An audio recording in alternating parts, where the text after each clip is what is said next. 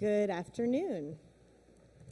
As Howard said, I'm here to give a talk to you today about how to keep an arsenal full of great ideas. It's all about staying proactive so that when clients come to you, you have the ideas that they need.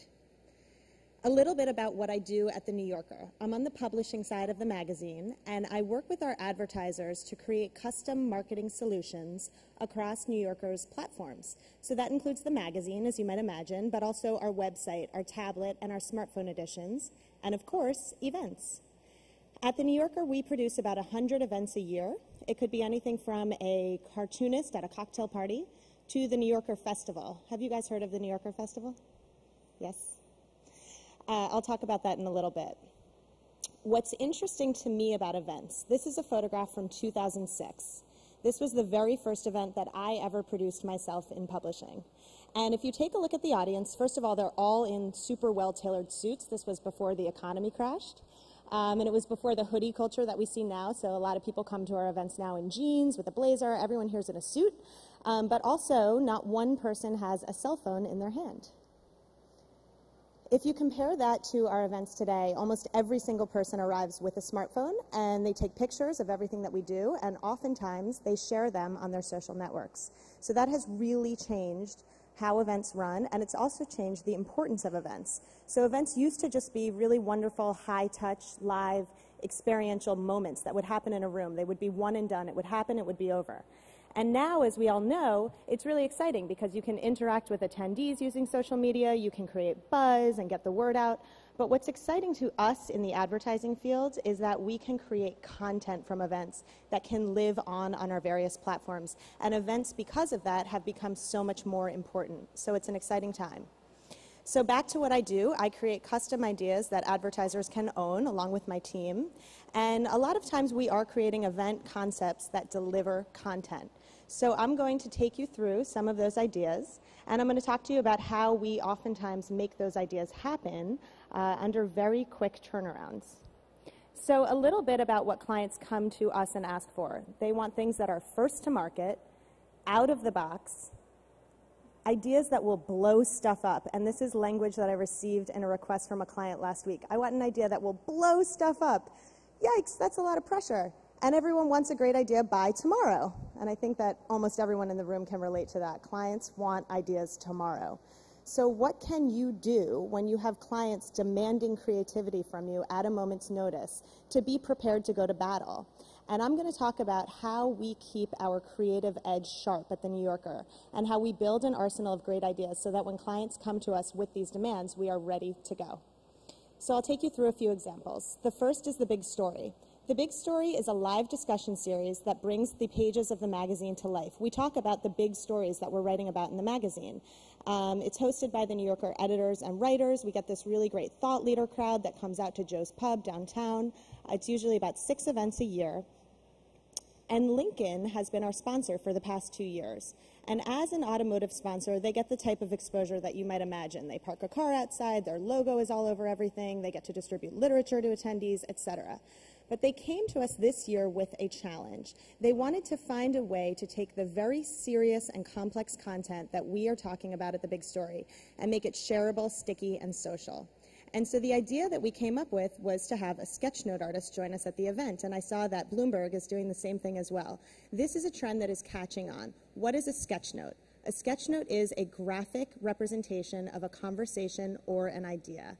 And this is, like I said, it's a trend. It was just happening at South by Southwest. We have it happening at the New Yorker events. Bloomberg is using it. It's definitely something you want to know about. This illustration is by a vendor called ImageThink, who we really like here in the city. They are wonderful. We hired sketch note artists to come to the Big Story events and actually draw the conversations as they were taking place. This was happening live in the room during the conversation. And here are 3 examples of the results. And exactly what we wanted to happen started to happen. After the event, we would place the sketch note outside the room, and you had a crowd of people. You can see them with their smartphones snapping away. And then the photographs were all over their social networks. So we did exactly what Lincoln wanted us to do. We took this very serious, complex content, and we turned it into something sticky.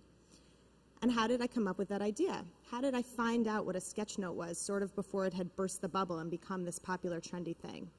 A sketch note artist had started following me on Twitter.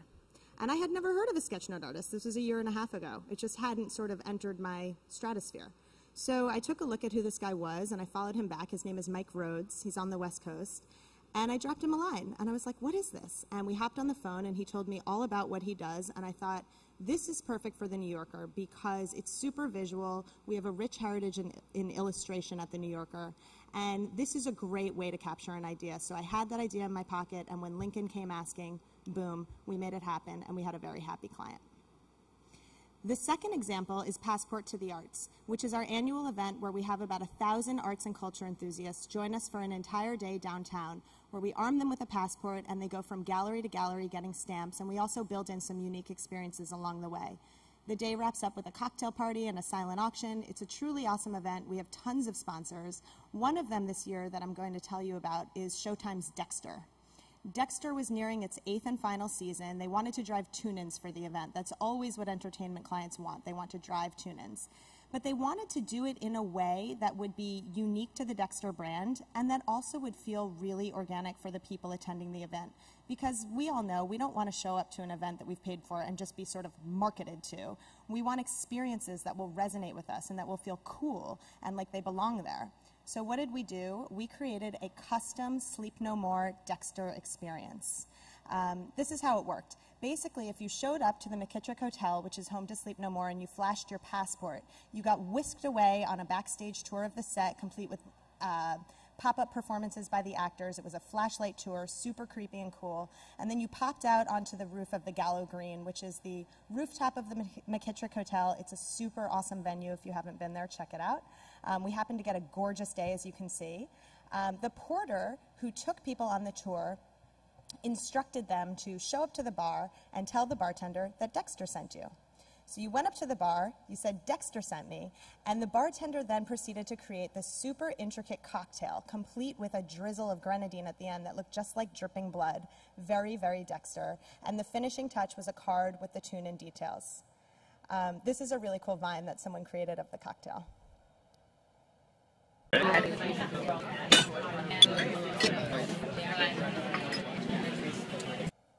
So again, a lot of fun for people at the event and also something that became sticky and social and material for content afterwards.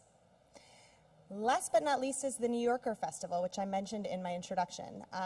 This is the event that sells out in minutes. We host it every year. 2014 will mark the 15th anniversary of the New Yorker Festival.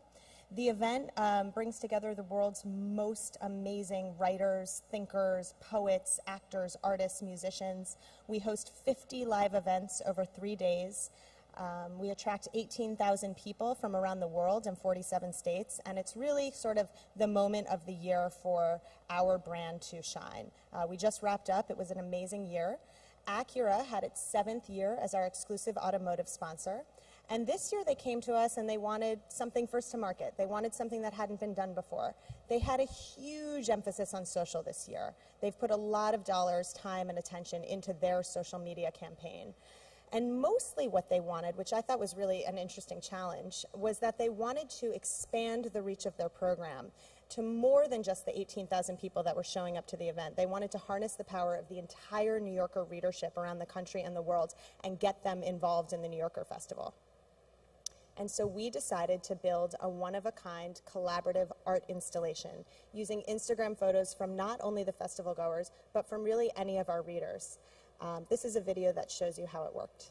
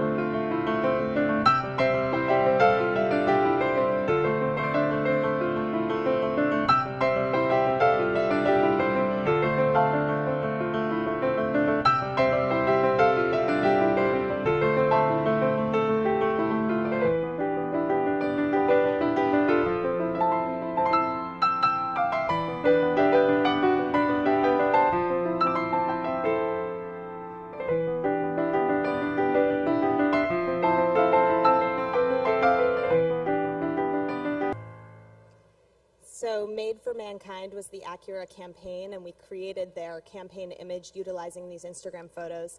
And I'm pleased to report that the success of the program was through the roof. We had 53,000 photos submitted, we used 3,200 of them, and we delivered over 2 million press impressions for the client. So we were really, really proud. I think there were some tears when it finally got completed, just out of sheer joy.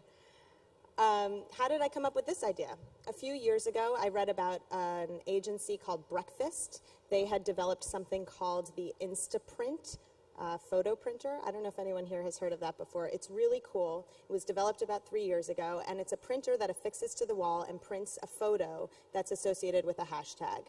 And as an early adopter of Instagram 3 years ago, I was really psyched about that idea and thought that could be super cool for events. So I called up this Breakfast agency. I'd heard that they were the custom tailors of the tech world, and I found out that they were really expensive to work with and that I actually couldn't afford to work with them at the time. So I kept in touch with them, and I thought, one day I am going to have an advertiser with a really big budget, and I'm going to get to work with these guys. So over the year, I followed them on Twitter, I have stayed in touch with them, I've met with them maybe twice a year to hear what's new. And since then, they've done even bigger and better things. I encourage you to check them out. When Acura came to us with this request, I knew they would have something for me. We met with them immediately. Thankfully, we had just met with them very recently, so they were happy to take my call, happy to meet with me, happy to turn on a dime, and happy to work this through with me. So I was very proud of having cultivated that relationship and being able to know who to call in that instance. So now I'll talk a little bit about how we keep our arsenal full at The New Yorker. First of all, I believe, as I'm sure many of you do as well, that great ideas can come from anywhere. And I recently attended a talk at a conference called The Feast, where one of the Airbnb founders spoke, and he said, anyone who's taken a shower recently has had a great idea. And I agree with that. How often are you just sort of having ideas bubble to your mind, and sometimes they come and go, and sometimes they resonate. I look for inspiration everywhere I go. This is my local coffee shop in Williamsburg. It's called Depenier.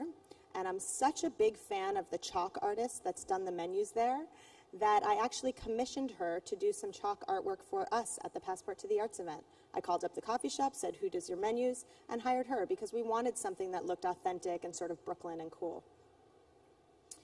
Be a people and an idea connector. I firmly believe that. I love being up here talking about vendors like ImageThink and Breakfast. I want all of you to connect with them if it's appropriate.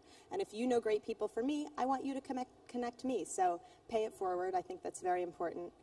And just generally be awesome to people, especially to partners. I like my partners to be as happy with the end result as the New Yorker is and as our client is. And I think it's really important to take a win-win approach when creating these types of relationships.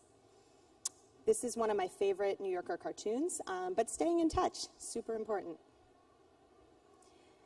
And act like Twitter in real life. So what that means is not only read and kind of retain information, but share it in real life. Talk about great ideas. Diversify the information that you are putting into your inbox. So I know what I like to read on Twitter, and I know which email newsletters I'm sort of addicted to, but I also like to add to that mix. So I'm oftentimes asking other people, who do you follow? What do you read? Where do you get inspired? And then, of course, I use Twitter to that end as well. But I think it's important to remember to do that in real life.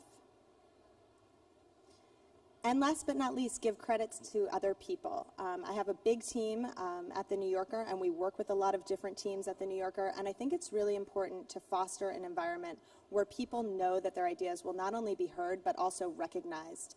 And giving credit to other people has absolutely been critical for our team as we've gained some successes. And last but not least, always have a plan B. Thank you very much.